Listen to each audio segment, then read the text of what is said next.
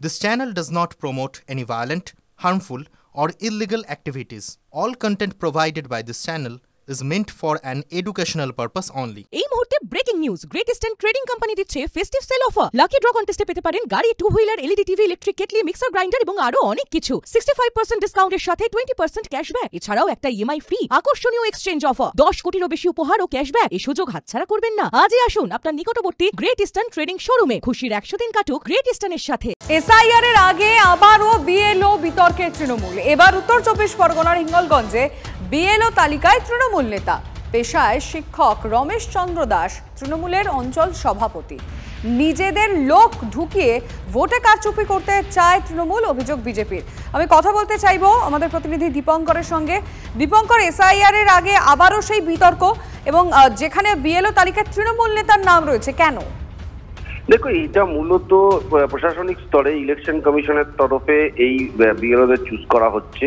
সেক্ষেত্রে তাকে চুজ করার কারণ হচ্ছে হাসনাবাদ নগেন্দ্র এফপি স্কুল, তিনি শিক্ষক, এর পাশাপাশি তিনি তৃণমূল কংগ্রেসের অঞ্চল সভাপতি। কিন্তু প্রশ্ন সাধারণ মানুষের এবং বিরোধীদের, যিনি অটোমেটিকভাবে অঞ্চল সভাপতির পদে আছেন সেই রকম একজন ব্যক্তিকে কেন ইলেকশন কমিশনের দায়িত্বে যারা এখানে কাজ করছেন তারা চয়েস করলেন? এই হিঙ্গলগঞ্জ বিধানসভার হাসনাবাদ বোলতলা এলাকার ঘটনা, যেখানকার এই শিক্ষক হাসনাবাদ নগেন্দ্র এফপি স্কুলের, তাকে বিএলও করা হয়েছে এবং তার বাড়িতে গেলে দেখা যাচ্ছে তিনি সেই ভোটার লিস্টের তালিকা দূরে দেখছেন, কার নাম থাকবে কার নাম থাকবে না, এই সমস্ত কিছু দেখছেন। যদিও এক্ষেত্রে তিনি বলছেন যে তিনি অঞ্চল সভাপতি, তার কাছে কোনো লিখিত কাগজ নেই বা কারো কাছে কোনো লিখিত নেই, কিন্তু অঞ্চল সভাপতি যে তিনি স্পষ্ট এলাকাতে সকলেই বুঝতে পারছি। দীপঙ্কর, ধন্যবাদ।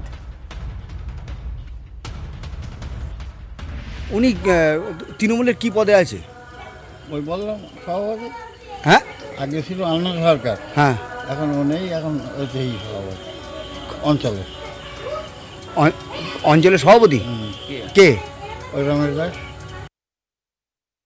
রমেশচন্দ্র দাস হাসনাবাদ পঞ্চায়েতের অঞ্চল সভাপতি তৃণমূলের, তাকে নিয়োগ করা হয়েছে বিএলও হিসাবে।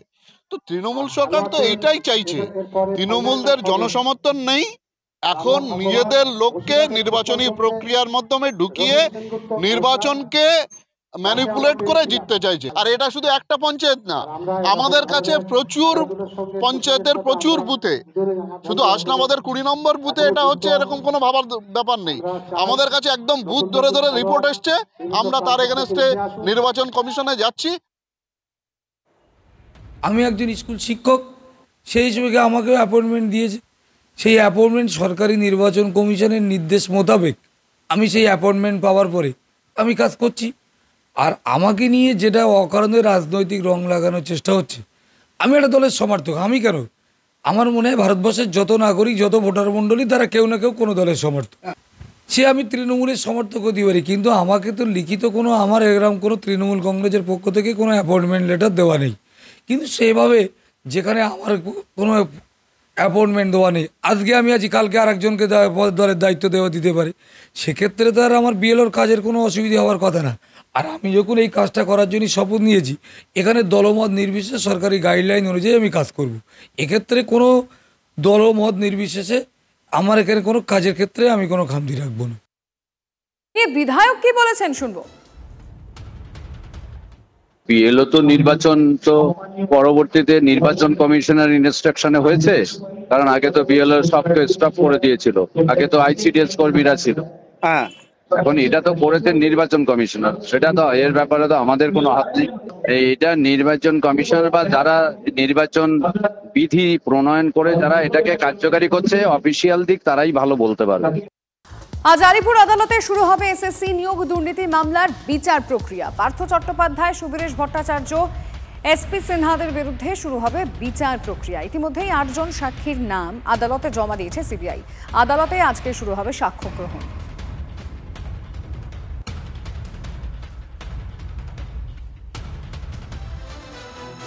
নিয়োগ দুর্নীতিতে ধৃত জীবন কৃষ্ণ সাহাকে প্রতিবেশী বিধায়কের পাশে থাকার বার্তা। নিজে জেলে থেকেছেন, আর সেই কষ্ট উপলব্ধি করি কি জেলে থাকা জীবনের পাশে হুমায়ুন? দল যদি ক্ষুব্ধ হয় কি করবেন? নিয়োগ দুর্নীতি মামলায় ফের জেল খাটছেন জীবন কৃষ্ণ সাহা। তার সঙ্গে আদালতে দেখা করতে গেলেন দলেরই বিধায়ক হুমায়ুন কবির। এই প্রথম দলের কেউ জীবন কৃষ্ণের সঙ্গে দেখা করতে গেলেন। একই মানসিকতার লোক তো হয় না, কাজেই কে আসবেন না আমি বাই ফোর্স করতে পারি না কাউকে। আমার মনে হয়েছে তাকে দেখা করার দরকার, তার খোঁজ নেওয়ার দরকার, তার পাশে থাকার দরকার, তাই আমি। বৃহস্পতিবার এসএসসিতে নিয়োগ দুর্নীতি নিয়ে ইডির মামলা শুনানি ছিল কলকাতার বিচার ভবনে। জীবন কৃষ্ণ জামিনের আবেদন করেছিলেন, সেই আবেদন নিয়েই শুনানি ছিল। আর সেখানেই পাশে থাকার বার্তা দিতে পৌঁছে যান তার প্রতিবেশী বিধায়ক বড়োয়া তৃণমূল বিধায়ক জীবন কৃষ্ণ। তার পাশের বিধানসভা ভরতপুরের তৃণমূল বিধায়ক হুমায়ুন কবির। 1 ঘন্টা এজলাসে থেকে জীবন কৃষ্ণ সাহার মামলার শুনানি শুনলেন তিনি। হুমায়ুন বলছেন, জেলে তো কেউ ভালো থাকে না, তাই জীবন কৃষ্ণের খোঁজ নিতে এসেছেন। জেল কাস্টডিতে তো কেউ ভালো থাকে না, তার কোনো সমস্যা হচ্ছে কিনা, কোনো অসুবিধা হচ্ছে কিনা, তার শারীরিক খোঁজ খবর নেওয়ার জন্য এসেছি। ভরতপুরের তৃণমূল বিধায়কের দাবি, তিনিও রাজনীতি করতে গিয়ে দিনের পর দিন জেলে ছিলেন। আমি আমার লাইফে রাজনীতি করতে গিয়ে এই কোটলকাপে বহরমপুর সেন্ট্রাল জেলে 82 দিন থেকেছি। সেই উপলব্ধি থেকেই কি জীবন কৃষ্ণের দুঃখ দুর্দশা ভাগ করে নিতে এলেন প্রতিবেশী বিধায়ক? আর এই পদক্ষেপে দল যদি রুষ্ট হয় তাহলে হুমায়ুন কি করবেন? স্বভাবসিদ্ধ ভঙ্গিতে সেই জবাবও দিলেন। কাউকে কোটলকাপে দেখা করতে আসলে দলের পারমিশন নিতে হয়, প্রথম শুনলাম। আর এই নিয়ে দলের কি বক্তব্য? তো পাশাপাশি পড়শি বিধায়ক হলে তাদের মধ্যে সখ্য থাকতে পারে, চেনাশোনা থাকতে পারে। তিনি পার্সোনাল ক্যাপাসিটিতে ব্যক্তিগত বন্ধুত্বের জন্য যদি যান, সেখানে পার্টির কোনো মন্তব্য নেই। নিয়োগ দুর্নীতিতে ধৃত জীবন কৃষ্ণ সাহা ফের দাবি করছেন, তিনি নাকি মোবাইলও ছোড়েননি, পালানোর চেষ্টাও করেননি। সত্যের জয় হবে, এটাই বলবো। কোনো অভিযোগ প্রমাণ করতে হবে, সব মিথ্যা অভিযোগ। মোবাইল ফেলার কোনো গল্প নাই, মোবাইল সঙ্গে সঙ্গে ইডিকে অফিসারকে দিয়ে দিচ্ছি। কোনো পালানোর চেষ্টা, ওটা তো আমার বাড়ির মধ্যে, আমি পুকুরে দাঁড়িয়ে আছি। জীবন কৃষ্ণ সাহা এদিন জামিনের আবেদন করলেও সেই আবেদন খারিজ করে দিয়েছে আদালত। সুজয় পালের রিপোর্ট, TV9 বাংলা।